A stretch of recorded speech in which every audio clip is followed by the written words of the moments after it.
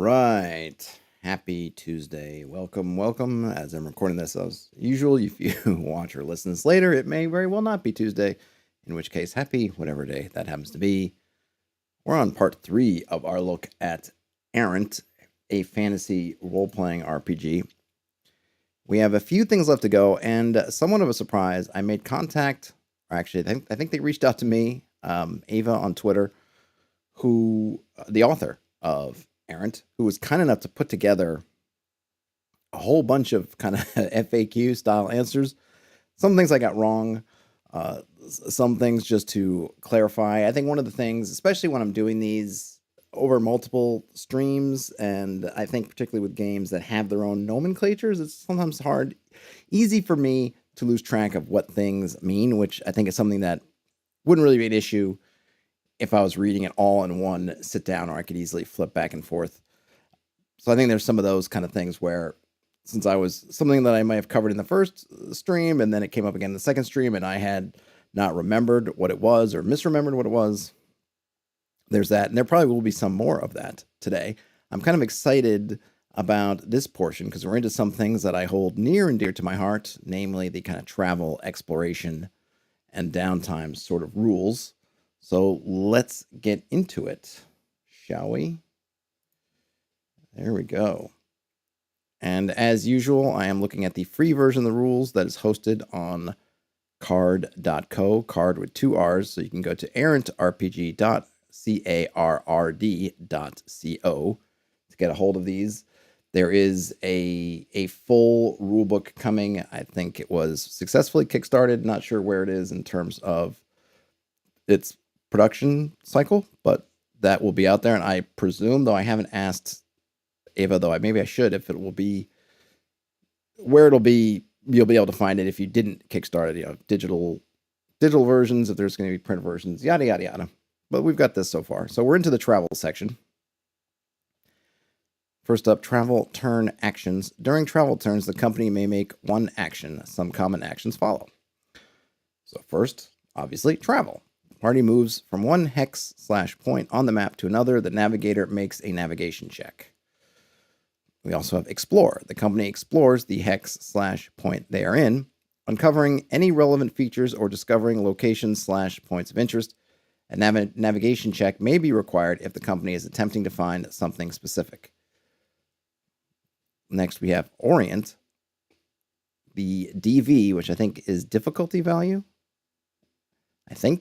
The DV of the next navigation check is reduced by 4. Oh, that's interesting. So the orient, it's almost like what aiming is for firing a missile weapon, orient is for traveling. So when you orient, essentially you're just taking extra time so that when you have to make your next navigation check, you make it at a discount. Next up, forage.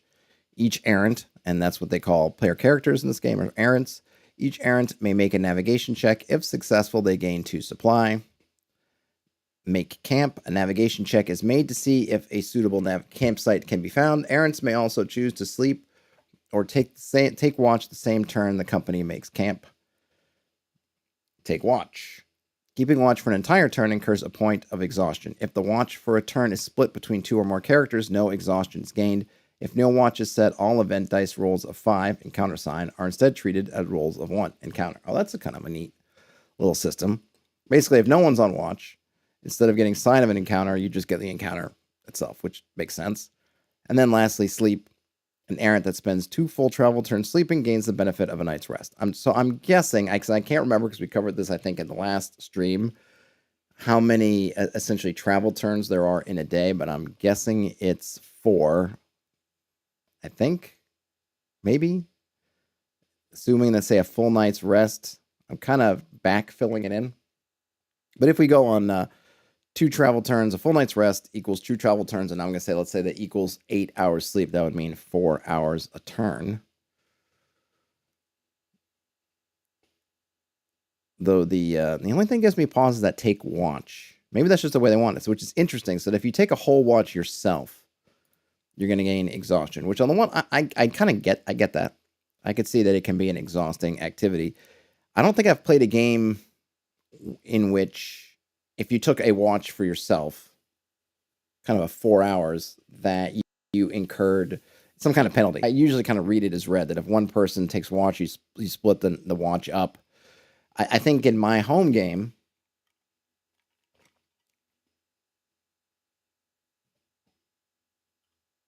oh, okay, Ian says, yeah, 4-hour turns for 6 per day.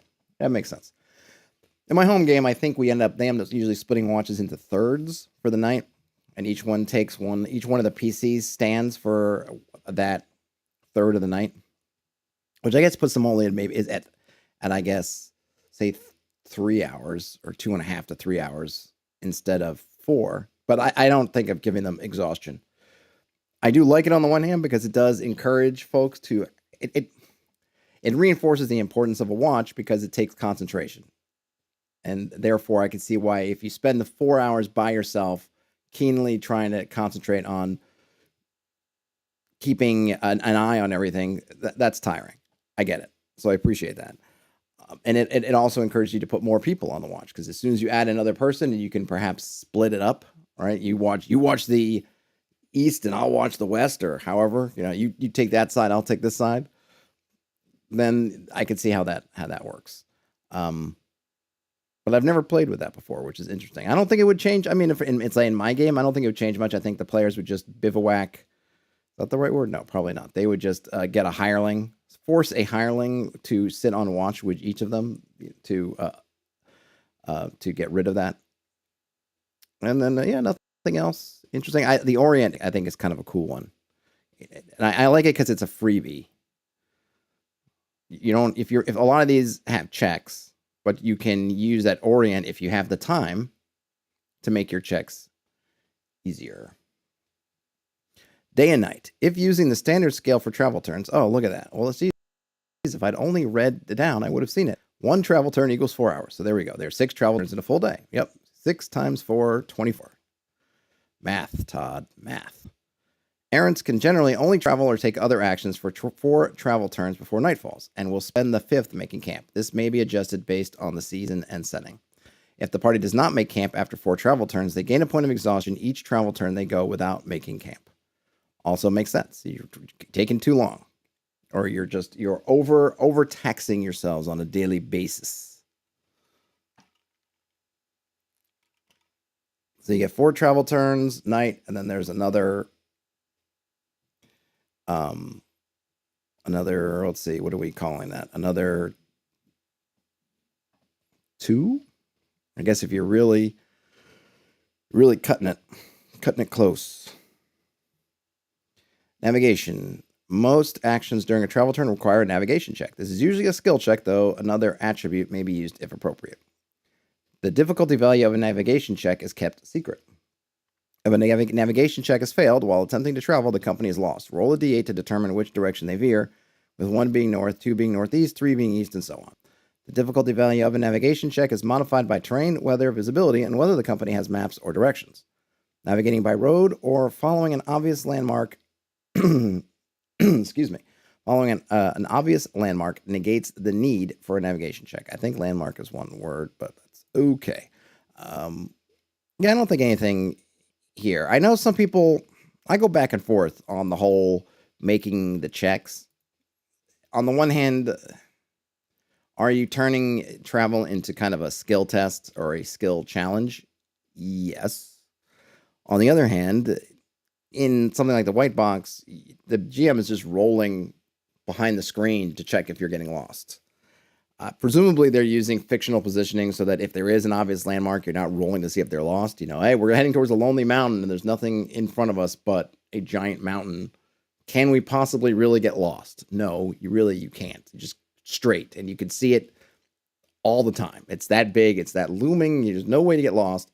Is the GM still going to roll? You accidentally turned southwest, even though Lonely Mountain is north, and you can plainly see it. You hope not. One would hope not, but those checks, it's one of those interesting, features, depending on how you look at it, features or bugs of kind of the OSR system, or at least the original system on which a lot of OSR stuff is based. You rolled it, much like a lot of checks. It was kind of you against the world, or in this case, the world against you. With the navigation check, you're just taking that mechanic and you're making it player facing to some degree.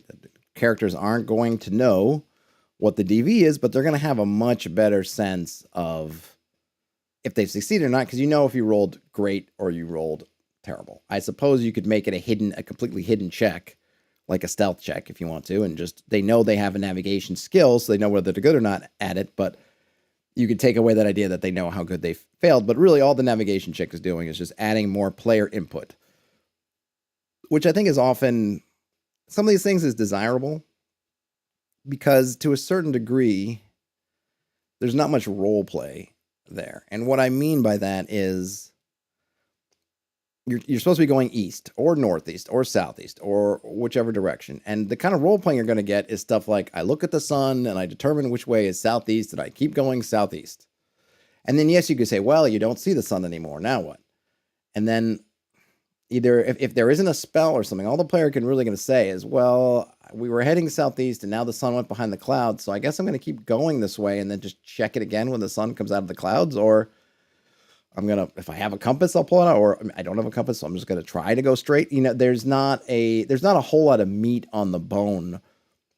And please feel free to let me know all the role play things. I just really haven't seen it. You just end up going, oh, okay, well, we're just going to keep kind of doing what we're doing. Or maybe if you even have something like, well, I know that moss grows on the west side of the tree or the east side of the tree or whatever, so I'm going to follow the moss if we're in a place with moss. But that's only going to be really for the first time. Then the second time is like, I'm still following the moss. Third time, still following the moss. Still following the moss. So this is one of those things where inserting something where you could say, hey, you're 4th level now, so you're going to be better at moving around the world because you've done it a bunch.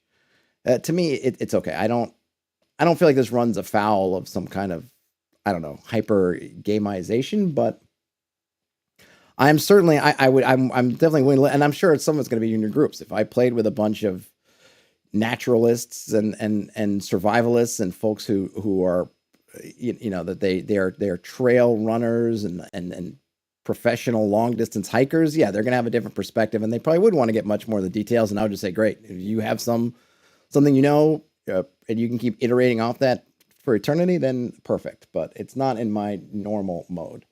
Ian says, I'm very much of the thought that players should roll in their own skills for success/failure, and that they should have an idea as a player whether they succeed or fail. Brian Smith says, I orient myself towards adventure. Yes, or actually, I misplayed that. I orient myself towards adventure. Yeah, Ian, I see it both ways, right? I think there's you do often know or have a sense whether you did well or not. Sometimes I've gone into tests and things thinking I did great. Turned out I didn't do so great. And I've gone into the other way thinking like, boy, I really came at that thing terribly. And then I'm pleasantly surprised by my performance. At the same time, I think it's that gamist thing. So if you're hiking and you need to make a decision of which direction to go because you realize that you've somewhat not become necessarily disoriented, but you're making your check and you suddenly realize the sky's become overcast and you're not sure of your position. You may have some idea of, okay, I've got to go southeast, and you're looking at it and you've got this, you're going, but you have to make a decision and go with it. Now, you may not have high confidence in your decision, and that's fine, but you have to go for it. What happens in the game is that by understanding that confidence level, you are then it's almost impossible not to have that urge to go, well, I just try again. Now, of course, we could talk about, and there's lots of great stuff about, I've done videos myself about how to apply consequences to make that less of a thing, right? Or to minimize the concept of, I try it again, or someone else from the party saying, wait a minute, oh, you really failed badly? Okay, Bob, I will try it. But I think a little bit of this is trying to balance the fact that it's a game where you want people to, hey, you made that attempt, you did it, and then kind of live with it and not have that kind of background meta of what's the soonest I can try to fix it, or can I just fix it right away because I know I did wrong? Whereas in the moment, in the kind of the real simulated world, is you made your thing and you move for it. And yeah, the first time you can reorient yourself, you will try again, but it's not going to be in 2 minutes because whatever conditions, unless the conditions that obscured it the first time only last 2 minutes, you have to live with it for an hour, 2 hours, 3 hours, 4 hours until you get that opportunity again. And I just think you're just trying to balance that up. Ian says, so with very few exceptions, the character is going to know the results shortly after the action. If you fail your navigation check after that 4-hour turn, you're going to have an idea that you got lost.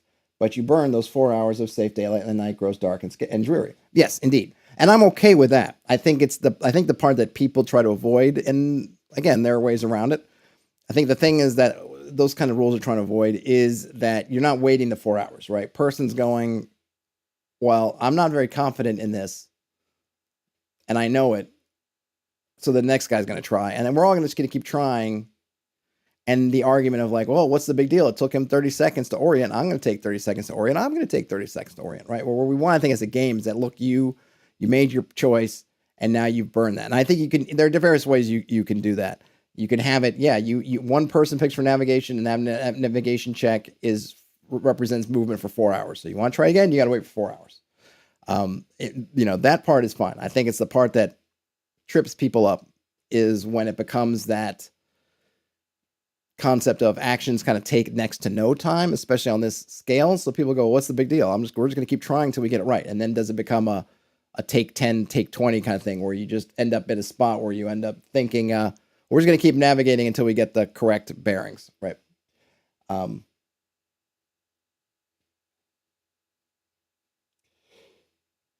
Right. And yeah, it is a little bit of the insight check problem. Like I said, I don't really, it doesn't really bother me if personally, if the player knows. I think if you play with players and they're in a good mindset, then it's part of that thing. You're kind of part of the improv performance / fun of the game where you kind of pretend, I know that I've done goofed, but my character may know they goofed, but I'm not going to try to game my way to fixing, and I'm going to play through the goof because that's part of the game. But then there's the other thing where the kind of, maybe it's the more like, no, I have to win, or I got to be as efficient as possible, where folks just want to then pile on the checks. There are definitely ways around it. It's just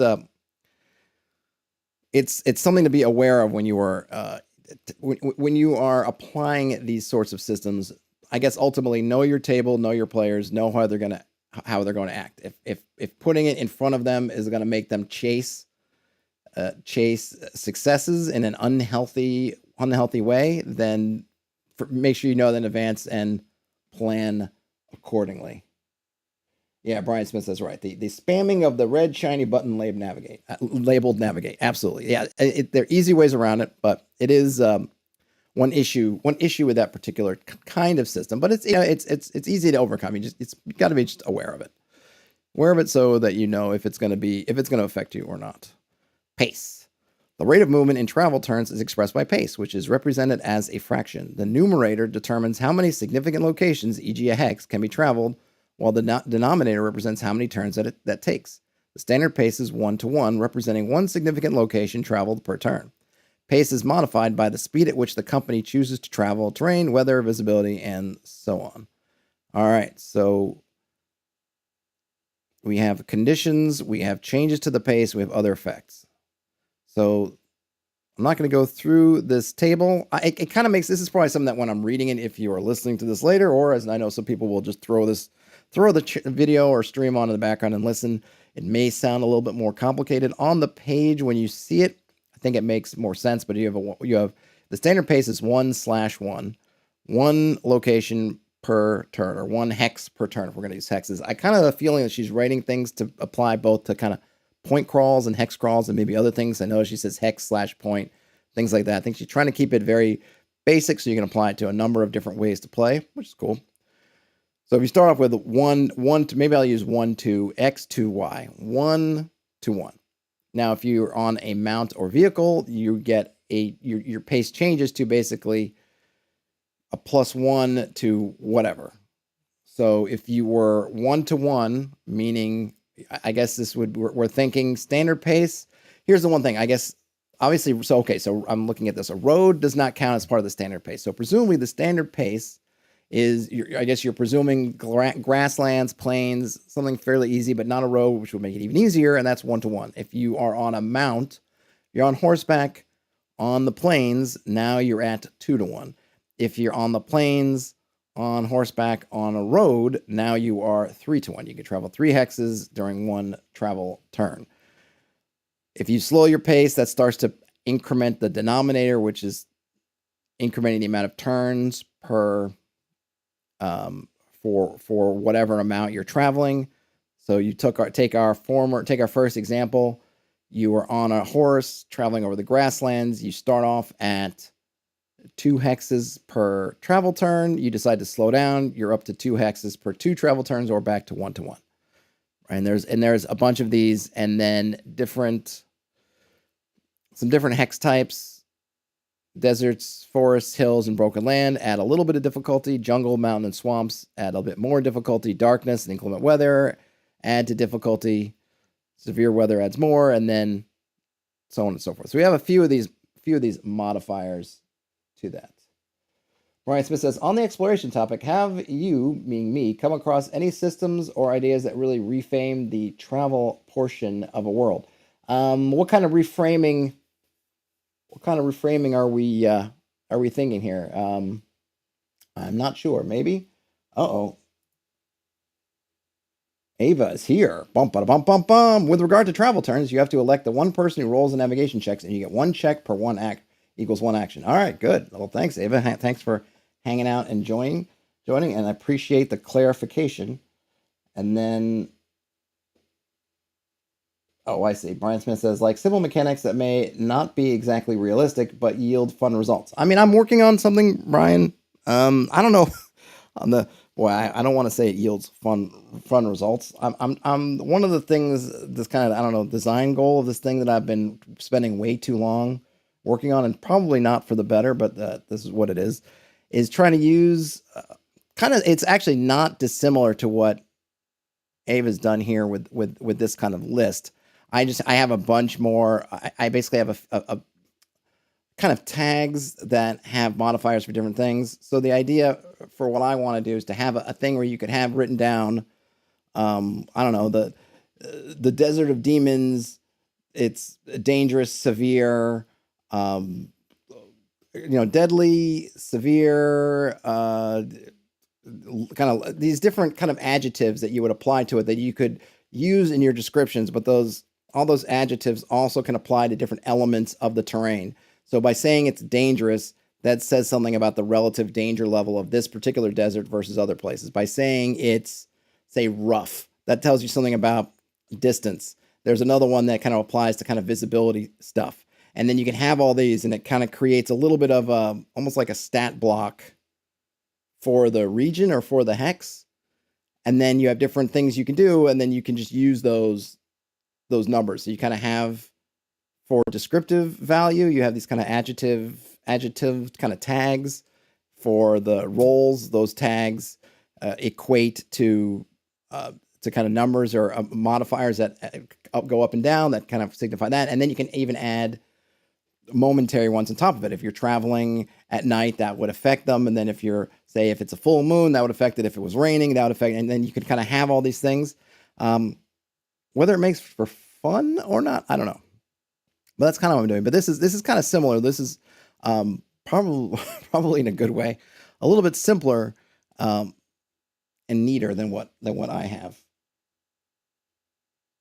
Brian Smith says, like, dangerous means that random encounters occur more often or something. Yeah, dangerous would be that not necessarily that it would happen more often, but that you would essentially modify your encounter results so that you might. So, for example, if you have something like, okay, in this area, 50% of the time I'm going to run into a regular kind of animal of some kind, 10%, and you have them kind of stacked up. Let's say on a D20, it's 1 to 10, small animal, 11 to 14, large animal, 15 to 16, humanoid, and then like maybe 17 to 18, kind of small monster, 19 to 20, big monster. 21 to 21 plus maybe is some kind of aberration or undead. So you would get in dangerous, you'd be adding a modifier. So if you're rolling that D20, maybe in a safe, you'd say if a place was peaceful, you would actually subtract away. So you could get, sub-zero, whatever. I'm actually using 2d6 with kind of advantage, disadvantage sort of thing. So the number's always bound between 2 and 12. You're just either rolling more dice and taking the higher or rolling more dice and taking the lower, depending. But you'll get something in that range. So, but then if you roll on the high end, you're pushing the numbers up, then you're more likely to run into small monsters, big monsters, aberrations. So if you're in a dangerous place and it's night and it's, a blood moon is on the rise, then you can stack up a few of those to push up your chances of running into something nasty if you're going to run into something at all. If that makes any sense. All right, marching order. Space during travel turns is abstract, and so a strict marching order need not be kept. Errants instead will occupy one of 3 positions during travel turns. Scout can be assumed to be about 120 yards ahead of the company. All encounters and encounter signs are found by the scout, and they make any reaction rolls as necessary. Scouts encountered by NPCs are allowed to make a check to hide. This is cool. I think the interesting thing here is that reaction rolls are made by the scout, which almost seems like it puts a real question there, probably depending on where you are. Do you want your scout? So assuming, and I forget here, Ava, you can, you can, if you're still here, you can fill me in. I forget if there's not charisma, but I think I want to say there's one of the stats is more, what was it, your presence? Am I remembering the right thing? Presence? You want someone up front. It makes for an interesting decision because I can see in the wilderness, you probably want your ranger type, whatever, to be out there. But I could see on a road, maybe you want your kind of presency type to be out there so that you can make good checks, because reactions can really change things for the better or worse. The next role we have is a navigator. Make navigation checks. If there's no scout, they're considered to be at the front of the company for the purposes of encounters and reaction checks. Then the company's everybody else. Interesting that they don't no Overwatch. I think in the One Ring they've got at least one other role, which is that keeping watch. Somebody scouting ahead, somebody doing directions, and then somebody kind of watching the rest, right? Because the scout is looking ahead of you, but of course an encounter could come from the sides, come from behind. Who's watching? I might add that in, but not a big deal. These are good. Resting. An errant that gets a night's rest may remove a point of exhaustion. They may use an armor repair kit to replenish their blocks. They may use a healer's kit to recover HP equal to a roll of their damage die. Makes sense to me. And I kind of like the implicit or explicit using of the armor kit, because we do have this concept of your armor temporarily degrading. And now if you take that rest, you kind of have, I'm assuming that we don't have to. Well, I mean, at least in my game, I would probably hand wave them having to tell me every time they're going to use their armor repair kit. I would just assume if they have one, that they put it to use during that time between eating and sleeping, basically. Food and water. An errant with rations and a water skin is presumed to be eating throughout the day, even if the event dice does not call for rations to be depleted. It is assumed while traveling that water resources are easy to come by and water skins can be refilled. The guide should notify the company if this is not the case. If the event dice calls for rations to be depleted and the company has neither rations nor supply, they begin to starve. They gain a point of exhaustion each day they go without food, and each time the event dice calls for rations to be depleted. I like that. That's going to put you in the hole. So, hey, don't starve. Keep up your food stores. Oh, Ava says, okay. Armor repair kits are consumable, as are healer's kits. Cool. I assume the healer's kits were. But it kind of makes sense. I wonder what is in an armor repair kit. It's like a little like hammer, and I don't know, do they I don't think of those kind of iron-on patches of denim that your parents or you might use to repair jeans back in the day. Not sure if they still make those kind of iron-ons. You got a rip in your jeans. I mean, now, well, not now, it's not new, but the idea, there was a time before holes in your jeans were considered something you lived with. You just your mom usually would patch them up with one of those patches where you put the patch in, and then you could kind of iron it in and it would stick. I wonder the similar things, or some kind. I can imagine some kind of putty, armorer's putty. Mounts and vehicles. Appropriate terrain is the terrain which riding a mount or vehicle. Appropriate terrain is the terrain under which riding a mount or vehicle gives a bonus to pace. Okay. A mount or vehicle speed has no bearing on pace. It is only relevant if movement is being tracked in initiative turns. A rider takes up 20 item slots plus the number of item slots they have filled. All right, so I think the first part here, so The appropriate terrain for mounts and vehicles is that terrain. So that first sentence is a little bit. All right. So I think what they're saying here, and maybe this makes more sense. Maybe it's just because I'm reading it out loud. I think it's that what is appropriate terrain for a mount or vehicle? It's that terrain on which you could actually take advantage of it. So I don't know, on a mountainous something, or a kind of gravelly hillside or something with a lot of grade to it, then let's say a cart or a slow moving mount, or maybe even any mount, wouldn't really give you any advantage. You're not moving any faster, right? So then that would no longer be called appropriate terrain.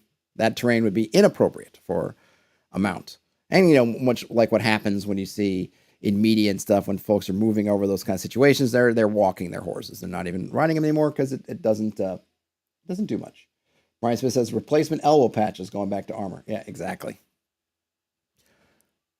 So we have another table. We got a mount with the slots, their speed, their appropriate terrain, other notes. Oh, I see. Okay, so the appropriate terrain, I got you now. This makes a little bit more sense to me now. So some mounts are going to have appropriate terrain, others aren't. So a cow, if you're using it as a mount, is never going to give you a bonus to the pace. They're just not. They're slow. They can carry a good amount, 100 slots. So they got plenty of carrying capacity, but they're slow, and in no terrain circumstances are they going to get any faster. And then they have another note here that says can only be used for pack or pulling vehicles. So you don't even ride a cow. I don't even think I've ever seen anybody ride a cow. That makes sense. Next up are draft horses. They also can carry a bunch. They are slightly faster, and these now will give you bonuses on flatlands, forests, and roads. And they do not reduce, their speed does not get reduced when pulling a vehicle.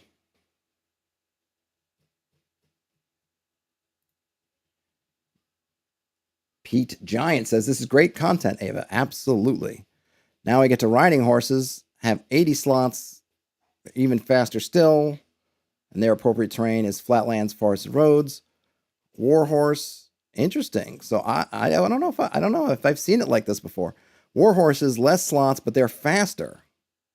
I've always thought of riding horses as being the fastest in my conception, but that's intriguing.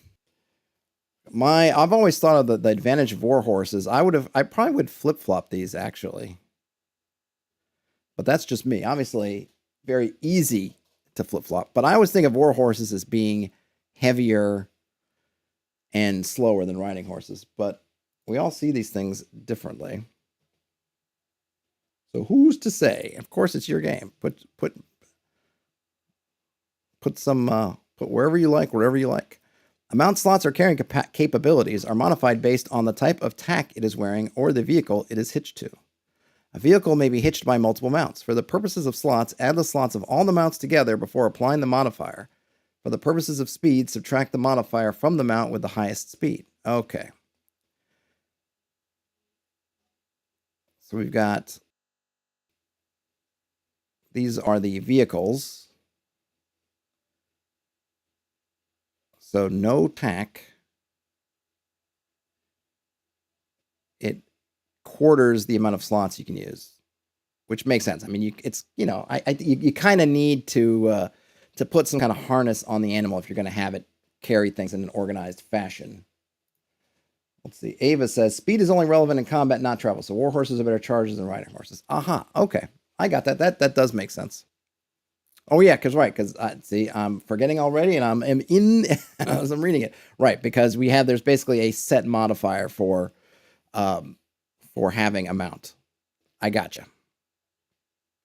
So yes, I definitely in combat, I could see how you would give the warhorse the advantage, as it were.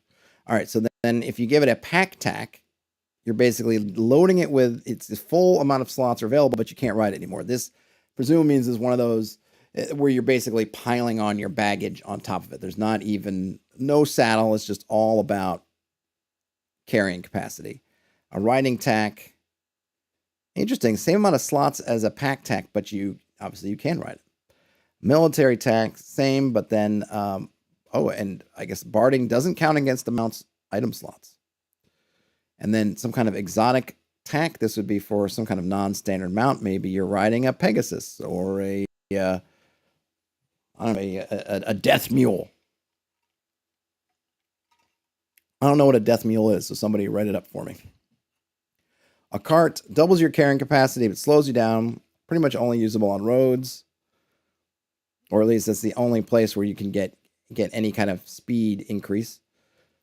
Breakage chance equal to navigation difficulty value when off-road. Test every turn, can hitch to 2 mounts. Oof, that's tough. My party, I think, with that rule would definitely have broken some carts. That definitely makes sense. Maybe I'm too kind. I usually feel like I'm the unkind GM. But in that case, in that sense with the carts, though they haven't been able to actually take their cart out too much recently because they've been going into the wilds. Actually, they have a cart and they didn't get a chance to use it in their last foray, probably to their detriment. But that makes sense. Ooh, chariots. Chariots of fire. Good on flatlands and roads. Also has a breakage chance off-road. Also can hitch to 2 mounts. You can have a coach. Good on roads. Still has that breakage chance off-roads. And then a wagon, which quadruples your carrying capacity, lowers your speed. Good on roads. Same breakage chance.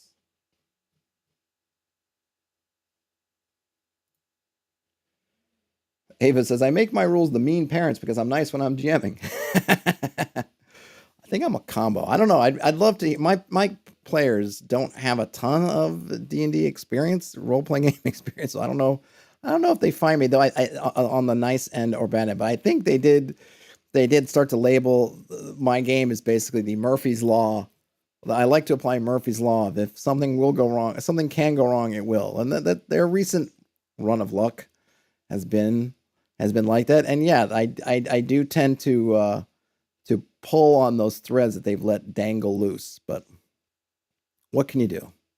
I mean, obviously what they can do is don't leave as many threads dangling loose, Tighten up the ship. Weather. A roll of 4 on the event die during travel turns may prompt the guide to change the weather. If so, they may wish to have a table of weather effects ready. One such follows as an example. So her example chart, 2d6, 2 severe weather, 3 to 5 inclement weather, 6 to 8 cosmetic change, 9 to 11 clear skies, 12 beautiful day.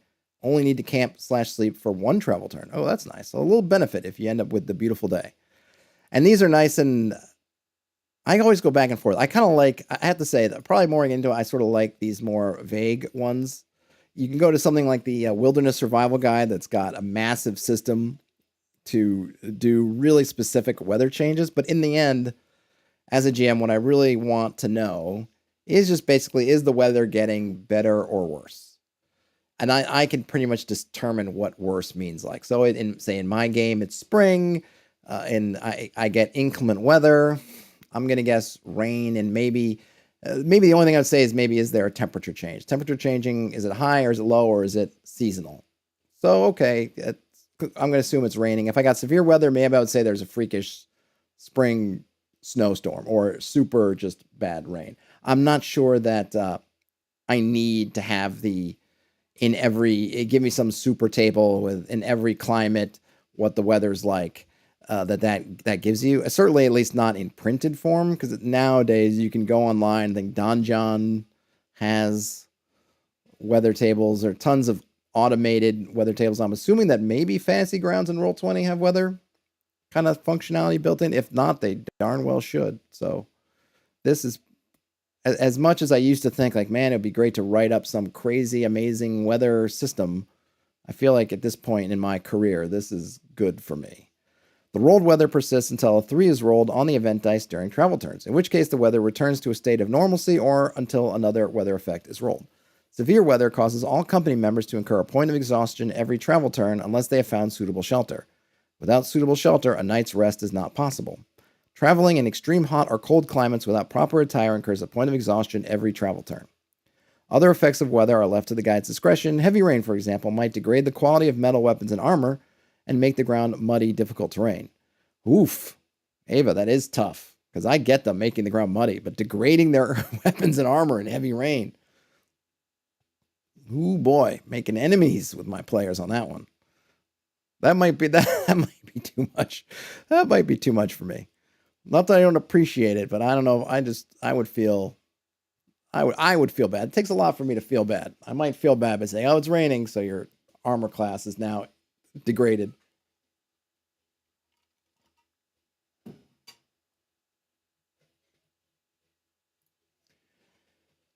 Pete Giant, hey Pete, says for weather, you can decide a similar location on Earth to your setting and use that location's weather records.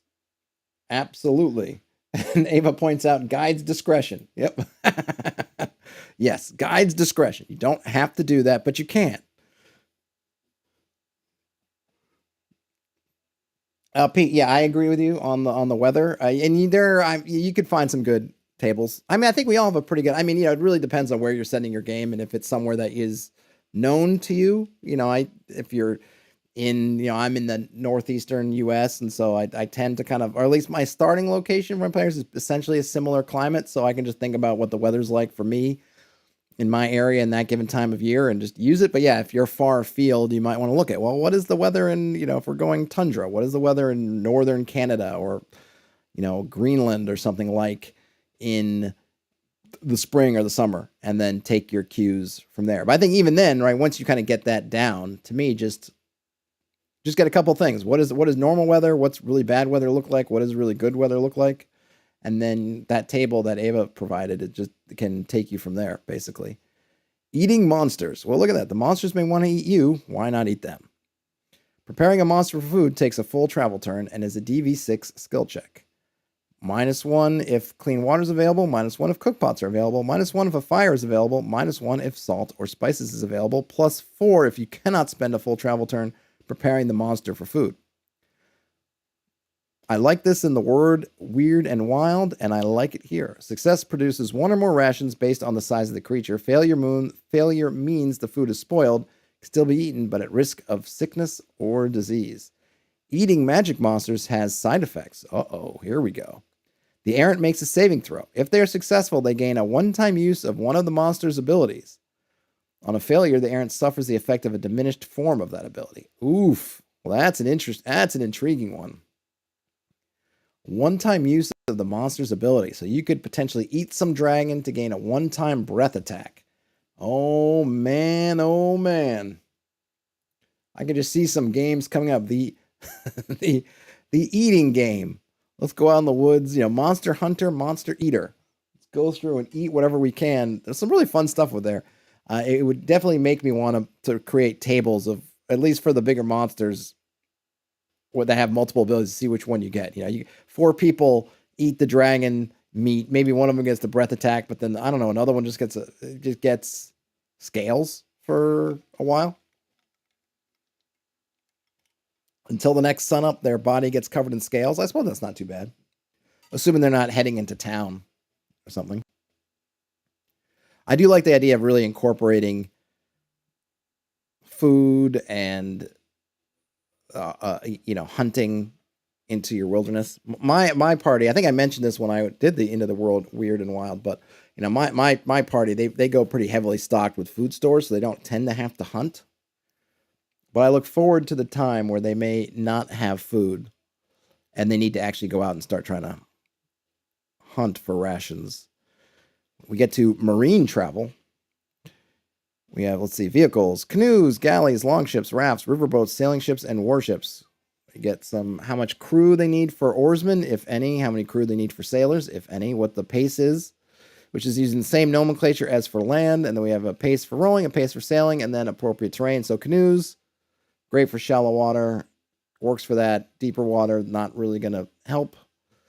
I mean, they'll float, but they're not going to get any kind of speed advantage over anything else. Galleys also in shallow water, longships for shallow or deep water, rafts for shallow water, riverboats for shallow water, sailing ships for deep water, and warships for deep water. Of any given crew of sailors, at least one must be a captain. Anyone can serve as an oarsman, including sailors, errants, and passengers, though the latter are none too likely to be pleased. Yes, that's one way of putting it. I didn't pay you for passage for you to put me to work, sir. Regular mercenaries pressed into duty make morale checks every day. That's a nice note. Yeah, I've definitely had my hirelings, when the party has tried to then press them into service something else, just be like, no, not going to be able to do it. Pete the Giant, going back to harvesting, says harvesting venoms from creatures can always be fun. Yes, I think the key with those kinds of things is we just want to make sure that we don't end up in either that it changes the game too much, I mean, outside of whatever we want, or that it's not abused. Because I think the one thing when you start adding poisons into the game and venoms is just kind of tricky. Because then it become party just wants to just poison everybody, and I think for those games those kinds of games I want to be thoughtful for consequences, both just physically and also maybe morally or ethically, using poisons and using those things, and also the availability and maybe even the ease of getting the poison out. I mean, it seems so easy on the nature docs where they just have the little glass vial with the, I don't know, like the saran wrap or the thing, and they just pop the fangs into it, and then it just drips out venom, right? But does it become that easy for someone to do it? Does it become more difficult? You know, how do we work that out? Because it without being thoughtful about it, it's easy for things to get out of hand when those kinds of tools become available. Oh, I passed over some stuff. Canoe can carry 2 people, can be carried, taking up to 2 hand slots and 2 handy slots. A galley can transport a mercenary company or 2 squads of cavalry and their mounts, has a ram. Longship must be crewed by a special mercenary squad who act as both sailors and oarsmen. So you're kind of Viking types. Raft can carry 10 people, including a crew. Riverboat can carry 25 people, including a crew. Sailing ship has a ram and a catapult. And then a warship can transport a mercenary company or 2 squads of cavalry and their mounts, has a ram and 2 catapults. Carrying capacity is not given for marine vessels, as their capacity and slots will be far too high to be of any practical use. Instead, the guide should use their discretion when determining when a marine vessel has been overburdened with cargo. When traveling on water, navigation checks are made as normal. Having a navigator on the crew reduces the DV of navigation checks by 4, DV being that difficulty value. At the start of each day, roll to see wind conditions, and then we get a table of wind conditions from becalmed to strong winds. And then we get some more conditions with effects to pace. Are you traveling upriver, downriver? Is it becalmed? We have weak winds, fair winds, strong winds? Is there weather, some weather, inclement weather, or severe weather? See, Brian Smith says, our group is kind of falling into that loop. Now it's like, let's spend an extra 2 hours harvesting poison during every random encounter. If a player was a ranger or had some reason to doing it, it's all good, but it's just a resource they can't help but try to acquire. Yes.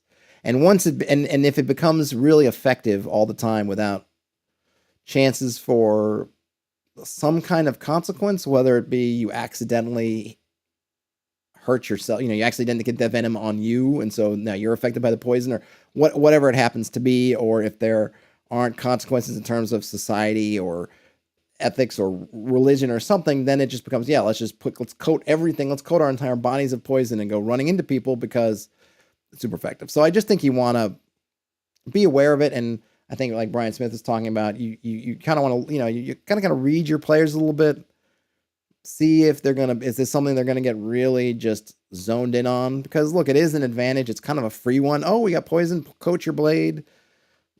Super easy to do. How you want to handle it, because it just can change the dynamics of the game. And often I think of your classic D&D type games as playing those kind of swords of sorcery stories, and generally speaking, the heroes of those stories, even though they might be mercenary and crude or whatever, they're generally not poisoning people. Conan is happy to cut you to shreds, but he's going to do so in a very upfront, straightforward way. He's not putting weird poisons and gutting you in the night kind of thing. Even Fafhrd and the Grey Mouser don't tend to do those kinds of underhanded tricks. Those are sort of enemy things. Let's see. Pete Giant says, for every plus, there should be a minus. So accidental death harvesting venom should be on the table. Yes, absolutely. And then also, Pete Giant says, also how long it's viable for. Yep. And again, those are things you just want to make sure, because it takes a bit more accounting, right? A bit more paperwork to be tracking. Okay, I farmed this poison as venom on Tuesday, and how many days are going. Oh, Ava says, there's a specific poison harvesting system in the next section. Boy, where goes my tongue? Plus, then a distillation system in downtime. Ah, cool. Very good. Already at 52 minutes. So I was hoping, though I have no idea why, because I don't know the extent of the rules, to get to Ava's provided this amazing notes for me section, but I might have to hold that off for the next one. And goodness knows, she may feel the need to correct me further after today's stream. Ava, I apologize in advance for any mistakes that I have made. Let's see, we're at the bottom of this section at least, and we'll see how far I can get in the next one with 8 minutes and counting. Brian Swift says, got to move that distillation process off screen. We have such limited playtime as it is. I hate spending so much of a session role-playing that stuff out. Yeah, I think that's why, that's why I think of downtime. I think that makes a good downtime system. This is when you have weeks or at least a week to do something and you're not going to role-play it out. You're just going to say, I'm going to go fiddle with my poison, in my lab working on my venoms. And then, that's it. And we'll make some rolls and that's your week spent, right? I think at least that's how I envision kind of downtime style activities. All right, finally, voyages. To travel great distances, the company can initiate a voyage. To do so, they must secure a suitable mode of travel and properly provision the trip. Provisions cost 10 pennies for a day's worth of food, water, and other sundries, and when purchased, reduce the settlement's available supply by 4 for the purposes of determining inflation. 1 provision takes up an item slot. The company rolls 2d6 for their voyage. Positive or negative modifiers may apply to the roll based on the context, but should not exceed +3 or -3. On a 10 plus, the company makes it to their destination safely. On a 7 to 9, a complication has occurred en route that the company must deal with before their voyage can be completed. Then we have a list of complications. Out of provisions, treacherous weather, mutiny, route impassable. On a roll of 6, the voyage is a failure and the company is stranded. Roll D100 to see how close to their destination they got, expressed as a percentage, treating a roll of 100 as 99%. Wow, so you could end up stranded 1% of the way through. So this seems to me a really good way if you want to abstract away your travel. I think definitely for a point crawl kind of system, this is really good. You can have a certain amount. You could even, what I would say is if you had a point crawl system, and let's say you were going, I'm just going to use it because it's kind of you're going Hobbiton to Mount Doom, and your points consist of Bree, Rivendell, Moria, Lothlorien, Gondor, say Mount Doom. I know that's not the route that Frodo took, but let's say that. So you have 6 points on your route.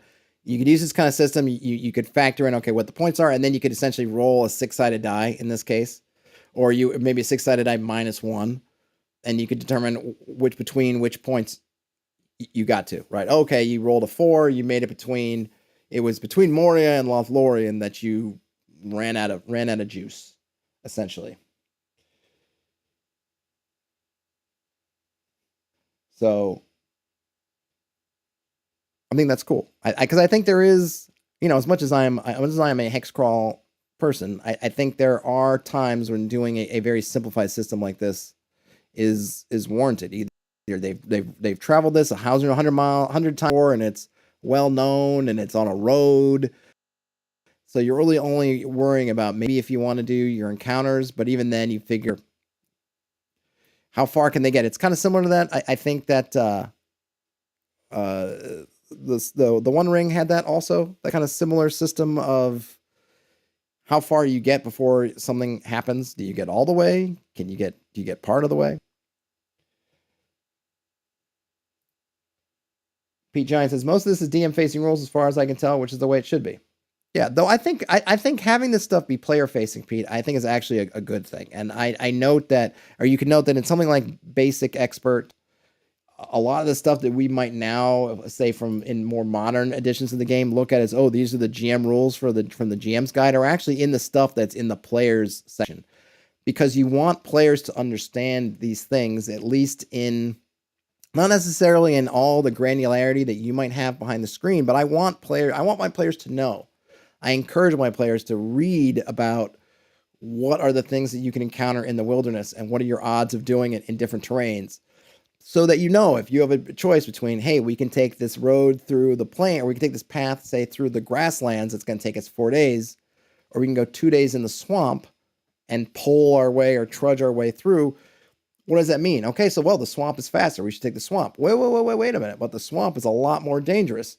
There are nastier things in the swamp, and there's a higher chance of them finding us in the swamp when we don't want them to.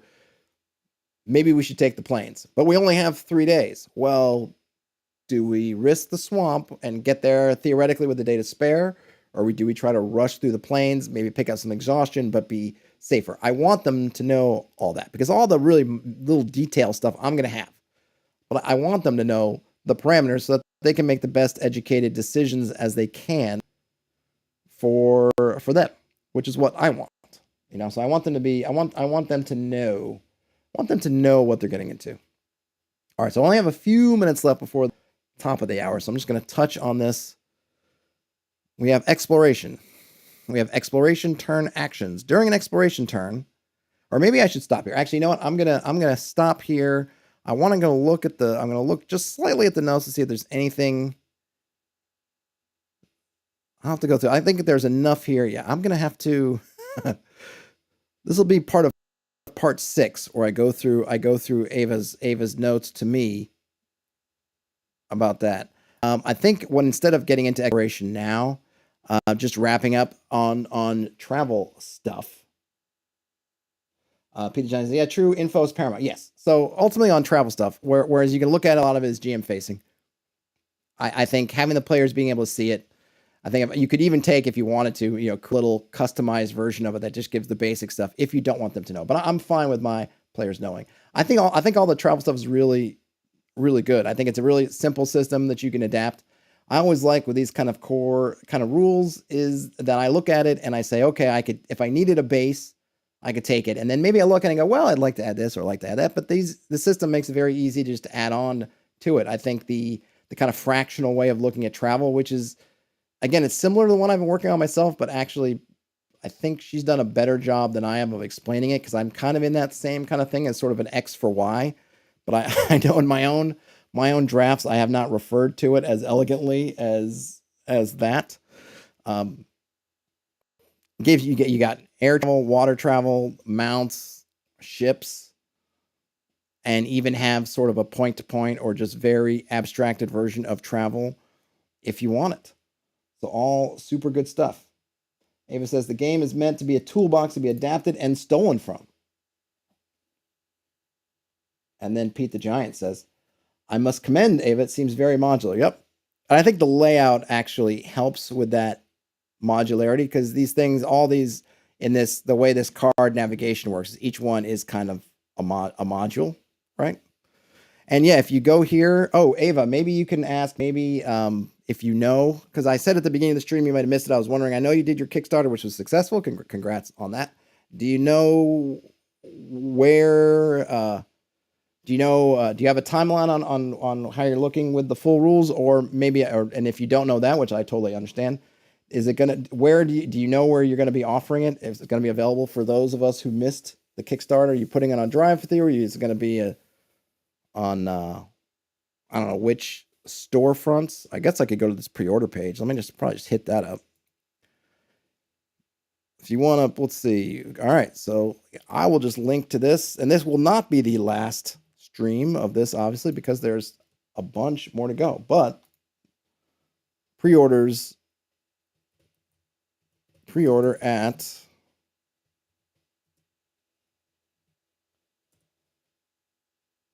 okay, and Ava says aiming for April/May. It'll be a drive-through, the website Exalted and all those places. Cool. So you can get it wherever you'd like your things, but for now, if you want a link, print is $30, PDF is $10. I will have parts 4 and probably a 5 and maybe even a 6, depending. Ava, if you see anything else and you feel like adding to the notes, I'll take them, but obviously do not feel compelled to. This is already an amazing amount of extra stuff you've made for me to explain my wanderings already, folks. I hope you enjoyed this. I hope I've really enjoyed my reading. There will be more, probably tomorrow, I think. Oh no, sorry. So I do have some programming notes I will say before I get off. I got work stuff tomorrow. So we're doing these kind of offsites, which are these kind of sort of internal conferences at my work tomorrow and Thursday. So this is kind of a short week to me. So tomorrow and Thursday I will not be streaming. Friday stream will be the Reddit OSR Reddit read-along as usual. That means we won't come back to Errant until next week. And then the week after next, I'm going on vacation. So there's going to be some gaps in the streaming schedules. Apologies for that in advance. So I'll try to keep in mind all that I have learned today on Errant, because when I come back to it on Monday, chances are some of it will have drifted out of my skull, since my skull can only hold so much, and the amount that it can hold seems to be dwindling with every day, it feels like. But we will be back to Errant, but it'll be a few days. So ponder everything here.